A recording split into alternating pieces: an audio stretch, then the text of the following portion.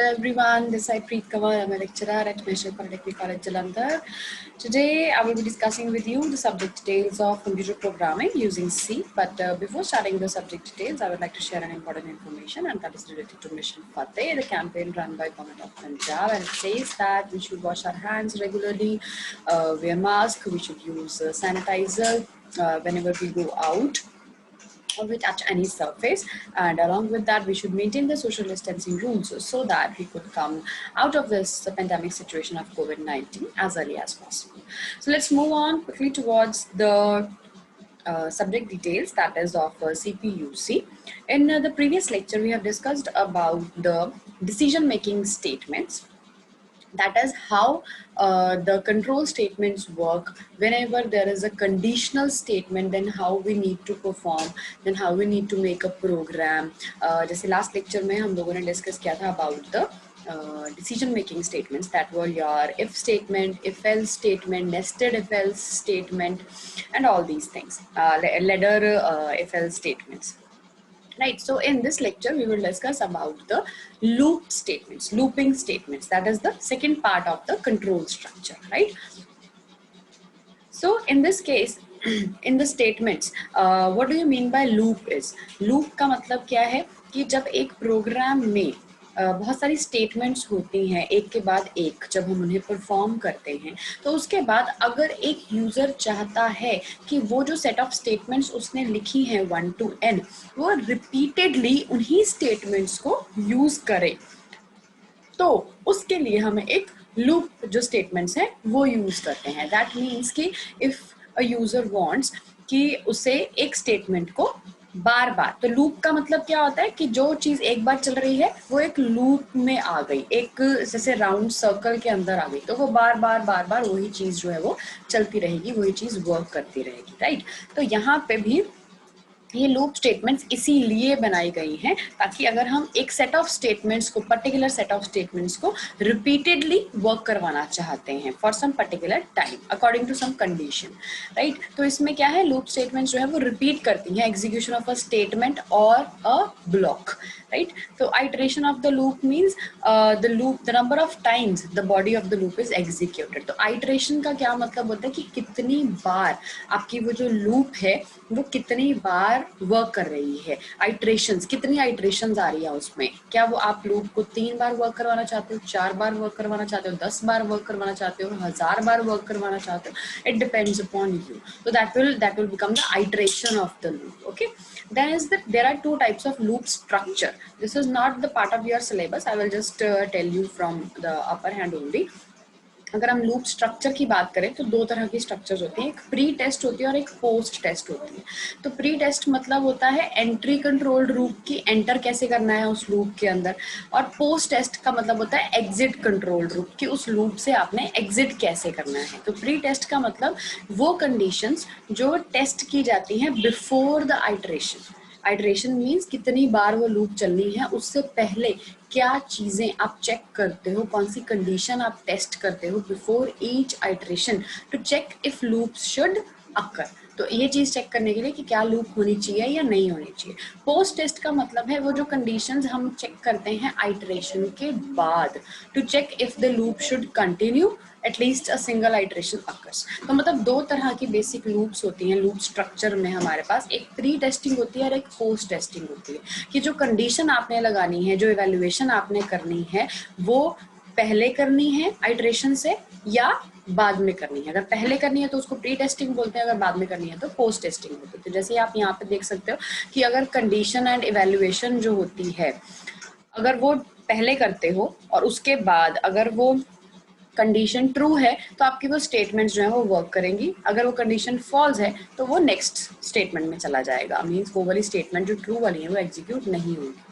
और यहाँ पे जो पोस्ट टेस्ट है उसके अंदर क्या हो रहा है, सबसे पहले स्टेटमेंट्स जो हैं उनको चेक किया जा रहा है, उसके बाद कंडीशन चेक की जा रही है. मतलब एक बार आपकी जो स्टेटमेंट्स हैं, एक बार जो आपकी लूप है वो एक बार जरूर चलेगी, उसके बाद उसकी कंडीशन को चेक किया जाएगा. अगर वो ट्रू है तो फिर दोबारा से वो स्टेटमेंट्स चलेंगी, अगर वो फॉल्स है तो खत्म हो जाएगी वहीं पे, राइट? सो इस तरह से अगर हम लूप स्टेटमेंट्स की बात करें तो we will divide the loop statements into 3 types, or we will classify into 3 types, that is while loop, do while loop and for loop. So 3 तरह की लूप्स हैं हमारे पास, वाइल, डू वाइल और for loop.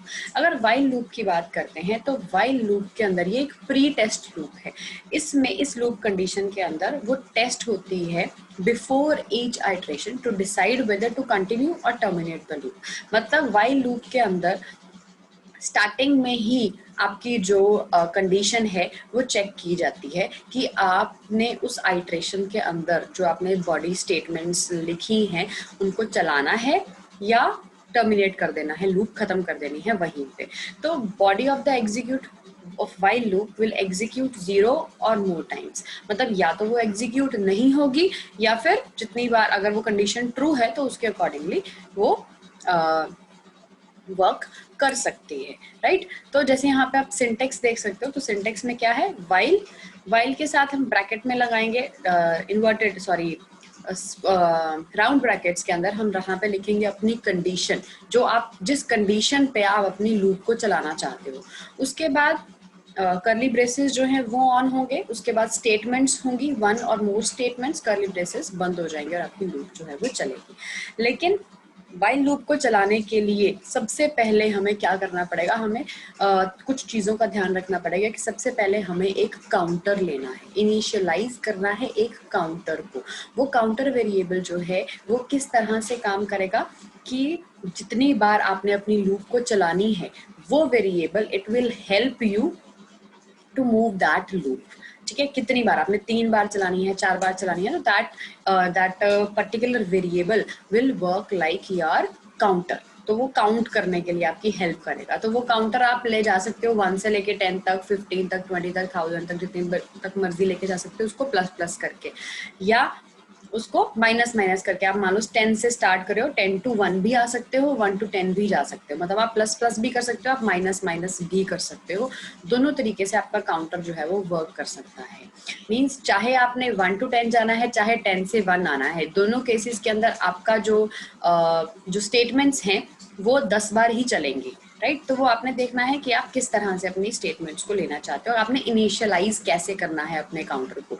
Will you initialize it with 0 और 1 और 10 और whatever. तो आप 10 से 20 तक जाना चाहते हो, 0 से 10 तक जाना चाहते हो, 10 to 1 आना चाहते हो, 1 to 20 जाना चाहते हो, एनीथिंग। तो लेकिन वो काउंटर जो है वो आप लोगों का नेसेसरी है, वो वेरिएबल बहुत ज़्यादा इम्पॉर्टेंट है, और उस वेरिएबल के बिना आप अपना सर्किट जो है वो डिज़ाइन नहीं कर सकते, अपना प्रोग्राम नहीं बना सकते। तो काउंटर वेरिएबल बहुत ज़्यादा इम्पॉर्टेंट है, ठीक है। तो काउंटर वेरिएबल जो होगा वो अलग होगा दैन योर सिंपल नंबर। अगर आप कोई नंबर प्रिंट करवाना चाहते हो, मान लो मैं चाहता हूँ कि यूज़र कोई नंबर एंटर करे और मैं उसको 10 टाइम्स प्रिंट करूँ।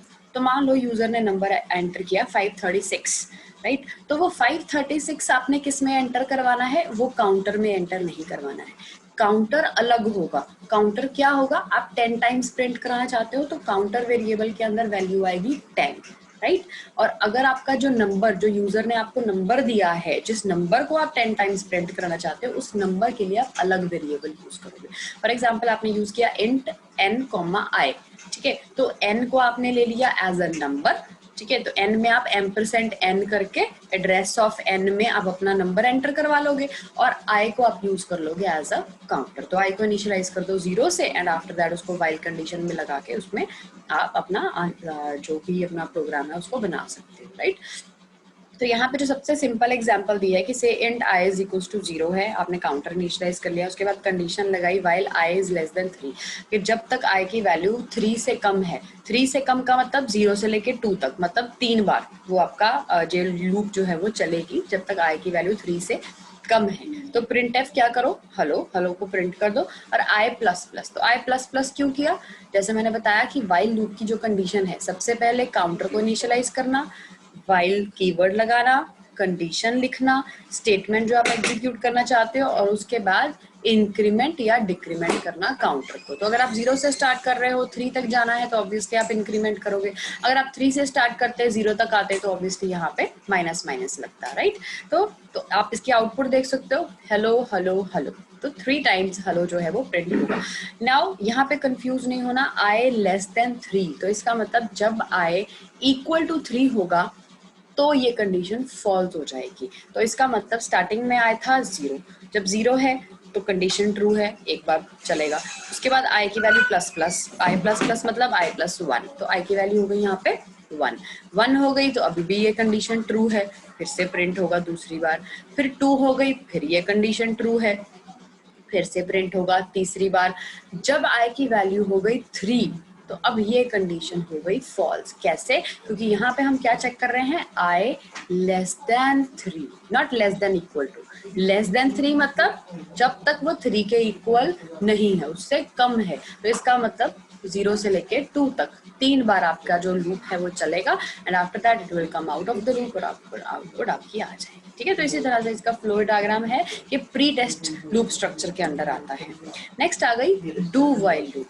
ये भी एग्जैक्टली सेम है आपकी वाइल लूप की तरह ही, लेकिन इसमें डिफरेंस क्या है, डू वाइल लूप में जो आपकी जो स्ट्रक्चर है वो पोस्ट टेस्टिंग का स्ट्रक्चर है। तो इसमें क्या होता है कि पहले लिखेंगे डू, डू मतलब करो, कर्ली ब्रेसेस ऑन स्टेटमेंट्स और ब्लॉक्स जो आपने लिख दिए, जो स्टेटमेंट्स आप जिनको प्रिंट करवाना चाहते हो या वर्क करवाना चाहते हो या आउटपुट पर भेजना चाहते हो, वो स्टेटमेंट लिख दी, कर्ली ब्रेसेस बंद कर दिए, उसके बाद लिखा व्हाइल कंडीशन सेमीकोलन। तो ये क्या कह रहा है, जब आप व्हाइल कंडीशन की बात करते हो सिंपल की, तो इसमें सेमीकोलन नहीं है, राइट। लेकिन जब आप डू वाइल की बात कर रहे हो तो वो स्टेटमेंट वहां पे आपका सेंटेंस वहां पे एंड हो रहा है, तो वहां पे सेमीकोलन लगाना जरूरी है, राइट। तो ये पोस्ट टेस्ट स्ट्रक्चर के अंदर आ रहा है। पोस्ट टेस्ट स्ट्रक्चर का क्या मीनिंग है कि आपका डू, चाहे आपकी कंडीशन ट्रू हो या फॉल्स हो, ये स्टेटमेंट्स एटलीस्ट एक बार जरूर एग्जीक्यूट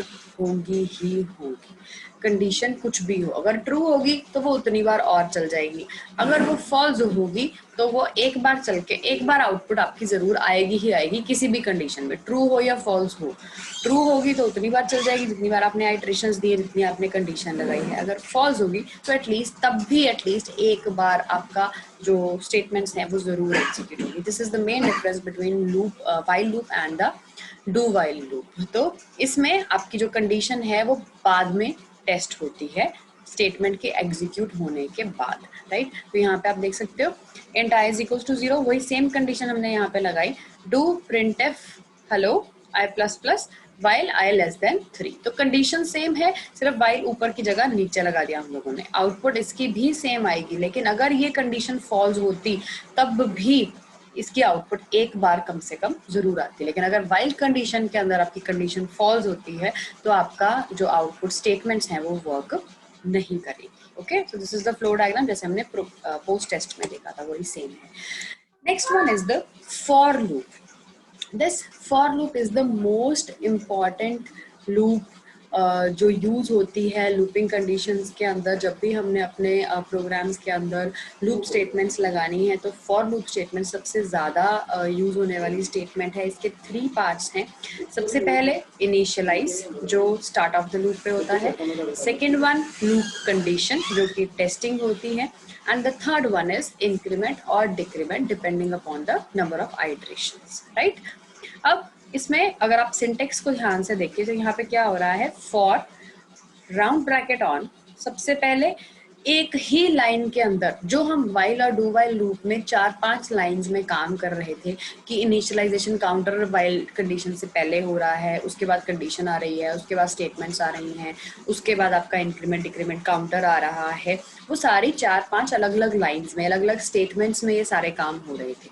काम सारे वही होने हैं, लेकिन फॉर लूप के अंदर उन सारे कामों को हमने क्या किया, इकट्ठा कर दिया, कंबाइन कर दिया, एक ही स्टेटमेंट बना दी। फॉर लूप स्टार्ट की, फॉर लिखा, राउंड ब्रैकेट डाला, सबसे पहले काउंटर इनिशियलाइज कर दो, उसके बाद सेमीकोलन डालो, कंडीशन लिख दो, सेमीकोलन डालो, इंक्रीमेंट या डिक्रीमेंट का काउंटर जो भी आप करना चाहते हो वो लिख दो, उसके बाद अपनी जो कर्ली ब्रेसेस के अंदर अपनी जो स्टेटमेंट्स आप लोग वर्क करवाना चाहते हो वो लिख दो। तो सिमिलर थिंग है इसका। अगर फ्लो डायग्राम देखो तो सबसे पहले इनिशियलाइज होगा, कंडीशन चेक होगी, स्टेटमेंट्स देखी जाएंगी, राइट, और उसके बाद जब अगर कंडीशन ट्रू होगी तो स्टेटमेंट देखी जाएंगी और फिर इंक्रीमेंट या डिक्रीमेंट जो है वो हो जाएगा। अगर वो कंडीशन ट्रू होगी तो यहाँ पे जाएगा, इंक्रीमेंट होगा, वापस इनिशियलाइजेशन होगी, वापस इनिशियलाइजेशन नहीं होगी, वापस से इंक्रीमेंट होगा और तब तक चलता रहेगा जब तक ये कंडीशन ट्रू है, राइट। और अगर ये फॉल्स होगी तो वो पहले ही लूप से बाहर आ जाएगा, तो it will not work, right. Then अगर इसकी एग्जाम्पल देखिए तो वही सेम एग्जाम्पल हमने ली, यहाँ पे देखिए for I is equals to 0, I less than 3, I plus plus, तीन चीजें हैं, इनिशियलाइज किया, कंडीशन लगाई, इंक्रीमेंट कर दिया, प्रिंट एफ हेलो। तो जो हम वाइल और डू वाइल लूप में 5 से 7 से 8 लाइन का प्रोग्राम बना रहे थे वो इसके अंदर सिर्फ 2 लाइन्स में फिनिश।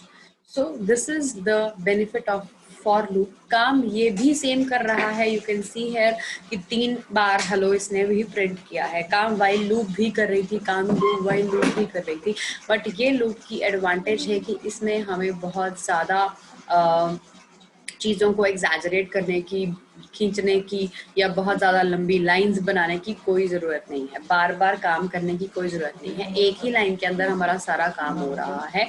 यहाँ पे हम इनिशियलाइज कर रहे हैं आई इज इक्वल्स टू 0, सेमीकोलन डाल रहे हैं, आई लेस देन 3, कंडीशन लगा रहे हैं कि कितनी टाइम आपकी लूप्स चलनी चाहिए, आइट्रेशंस कितनी होनी चाहिए, राइट, सेमीकोलन फिर से लगा रहे हैं और आई प्लस प्लस। अगर फॉर एग्जाम्पल मैं यहाँ लिखती i is equals to 10, i greater than 1, semicolon i minus minus, तो मेरी जो जो जो हेलो है वो 10 बार प्रिंट हो जाती है, सिंपल। सो इसलिए हमारी जो फॉर लूप है वो इस तरीके से वर्क करती है, हमारे काम को बहुत ज़्यादा सिंपल बनाती है। तो दैट इज़ वाई हम लोग फॉर लूप जो है वो सबसे ज़्यादा यूज़ करते हैं। तो अगर हम असेसमेंट की बात करें तो लूपिंग क्या है, टाइप ऑफ लूपिंग आप बता सकते हैं यहाँ पे। अगर आप क्वेश्चंस की बात करो तो इसमें ये सारे क्वेश्चंस जो हैं वो हमारे बन सकते हैं, ठीक है। तो कंक्लूजन क्या है कि इम्पॉर्टेंस है लूप्स की इन एनी प्रोग्रामिंग लैंग्वेज जो है वो बहुत ज़्यादा इम्पॉर्टेंस है इसकी, क्योंकि ये हमें नंबर ऑफ लाइंस को रिड्यूस करने में बहुत हेल्प करती हैं और हमारे कोड को बहुत ज़्यादा रीडेबल और एफिशिएंट बनाती हैं।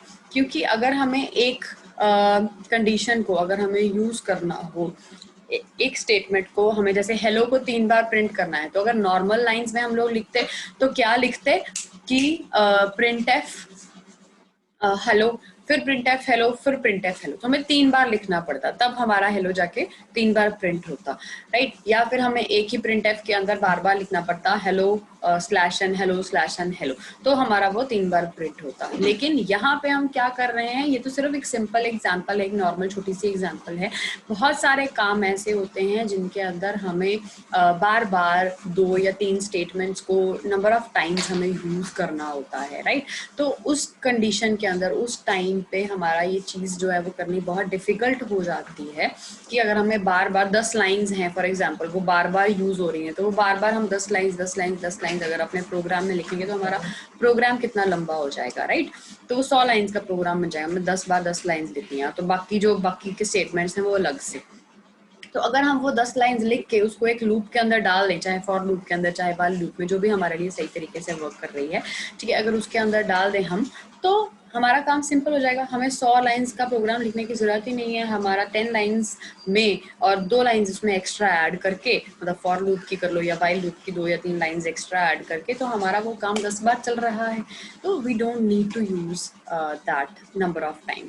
और अगर एक वाइल लूप की बहुत अच्छी एडवांटेज है वो ये है कि अगर आप इनफाइनाइट लूप चलाना चाहते हो, कोई ऐसा काम करना चाहते हो जिससे आप चाहते हो कि एक बार वो शुरू हो जाए तो उसके बाद वो चलता ही रहे, वो कम ही ना हो, वो खत्म ही ना हो, तो आप क्या करो, वाइल के अंदर कोई भी एक 0 के अलावा कोई भी इंटीजर एक लिख दो, कोई कंडीशन मत लगाओ, उसके अंदर लिख दो वाइल 1, वाइल राउंड ब्रैकेट्स के अंदर 1, और उसके बाद अपनी स्टेटमेंट लिख दो। तो क्या होगा, आपकी जो वो स्टेटमेंट है वो इनफाइनाइटली चलती रहेगी। क्यों? क्योंकि 1 इज अ ट्रू स्टेटमेंट। अगर आप एक नंबर की बात करो, 0 is a false number, 1 is a true number, 1, 10, 20, 30, 1000, कुछ भी, any number right? Any number you can write in the place of the condition along with the while loop. तो जब तक वो नंबर ट्रू है तो वो नंबर हमेशा ट्रू रहेगा, तो वो हमेशा ट्रू रहेगा, तो आपकी जो लूप है, आपकी जो कंडीशन है, आपका जो स्टेटमेंट्स हैं, वो इनफाइनाइटली चलती रहेंगी हमेशा. और अगर आप चाहते हो कि आपकी कंडीशन, आपका जो स्टेटमेंट है वो एक बार भी वर्क ना करे, वो फॉल्स ही रहे, तो आप कोई कंडीशन नहीं लगाना चाहते हो, तो राइट while 0. तो अगर आप while 0 लिखोगे तो आपका जो स्टेटमेंट है वो एक बार भी एग्जीक्यूट नहीं होगा, बिकॉज 0 इज ऑलवेज फॉल्स. तो इसके अंदर आप लोग और स्टेटमेंट्स एंड स्टेटमेंट, लॉजिकल जो ऑपरेटर्स मैंने आपको बताए थे, रिलेशनल ऑपरेटर्स, लॉजिकल ऑपरेटर्स, आप कोई भी ऑपरेटर्स इस कंडीशन के साथ यूज करते हो. जैसे यहाँ पे हमने i लेस देन 3 यूज किया, तो आप कोई भी i less than equal to use कर सकते हो, greater than equal to use कर सकते हो, ग्रेटर देन यूज कर सकते हो, एंड स्टेटमेंट और statement, anything you can use in the place of the condition. कुछ भी किसी भी तरीके से आप यूज कर सकते हो. अब अपने हिसाब से, अपने माइंड से आप प्रोग्राम्स बनाओ, बना के देखो, व्हाइल लूप का, इफ का, इफ एल्स का, फॉर लूप के लिए छोटे छोटे प्रोग्राम्स बना के देखिए. Then you will come to know कि कितना इंटरेस्टिंग है ये सब्जेक्ट. और जैसे मैंने आपको बोला था कि टर्बो सी का सॉफ्टवेयर आप लोग डाउनलोड करो, तो उसके अंदर आप प्रोग्राम्स बनाओ. ज़्यादा से ज़्यादा क्या होगा, प्रॉब्लम्स आएंगी, डिफिकल्टीज आएंगी, आपको एरर्स आएंगे, तो we will solve the problems, don't worry. You can share your screen anytime whenever I'm taking the live class, and then we will solve your problems. Okay, so I wish this is all clear to you, the loop statements that we have discussed today.